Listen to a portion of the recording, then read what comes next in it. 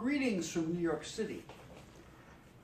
I've been given a list of questions to cover, and I'm not going to do a question and answer. I'm just going to speak to the camera my reflections on what I was asked. First, the situation with cannabis prohibition is very one-sided.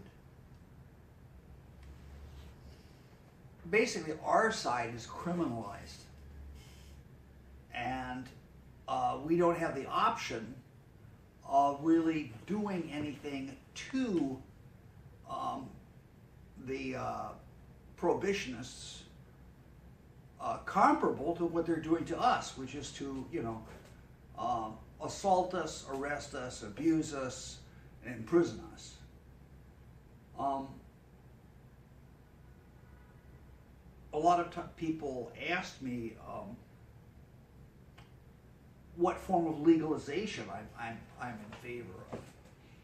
Well, I'm actually, I believe in a revolution. I'm enough of a revolutionist from the 60s to believe that a revolution is possible, and I think that our revolution should cover cannabis and should consist of overthrowing the people who are oppressing us. So I feel that all the forms of cannabis legalization that have been proposed until now are inadequate. On the other hand, I understand that since the 20th century, actual revolutions that purport to set up a new social system have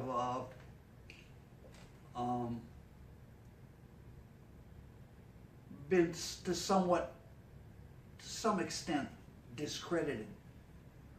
So it's difficult to foresee a situation where there would be a transition of power and we were able to make ourselves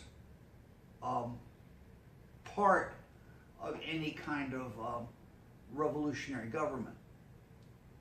But I would like to see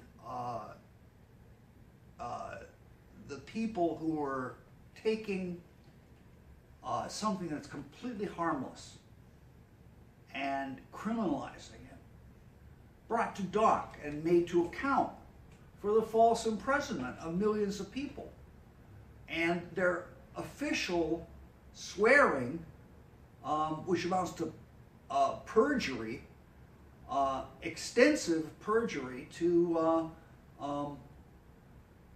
sustain the false imprisonment. Because there's no basis for marijuana prohibition, period. What we essay to do is to replace a mostly alcohol and tobacco world with some cannabis with a mostly cannabis world where alcohol and tobacco are not prohibited but are superseded by really great weed. So when we look at the actual situation that we're encountering right now in the United States, I think it's the same in Europe.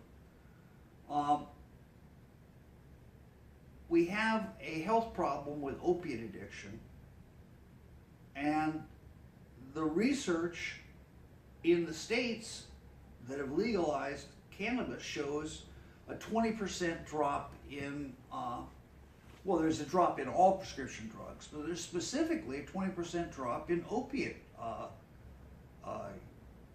use. So that if you take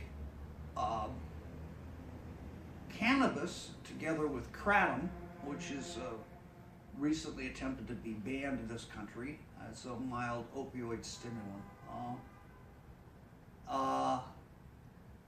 and actually was just banned in Italy,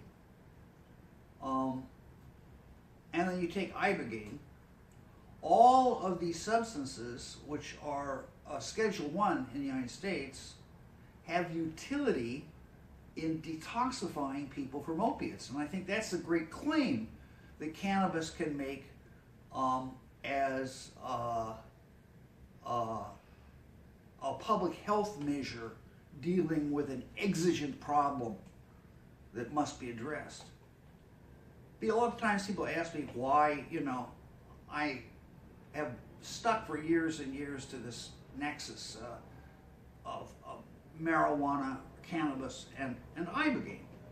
But the addiction problem for which cannabis is blamed wrongly,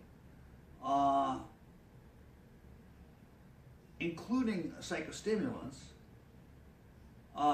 is something that people do ameliorate with cannabis, and it's something that can be treated with ibogaine. And I think the two go hand in hand. And I would say if anybody could do anything that hears what I'm saying now, it would be to introduce this idea of an alliance between kratom, cannabis, and ibogaine to fight classification in among the substances with a high potential for abuse. Because the thing that all three have in common is they don't really have high abuse potential.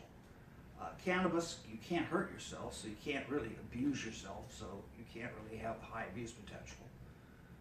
Kratom's a tea, and ibogaine, nobody wants to do again. So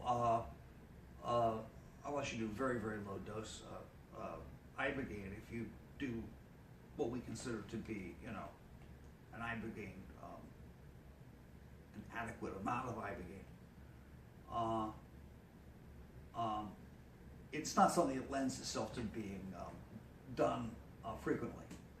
So that would be what I would counsel the people who get this message in Athens to look at. That particular nexus and these particular issues. I hope that you have a wonderful conference and that the organizers are pleased with this message. Thank you very much.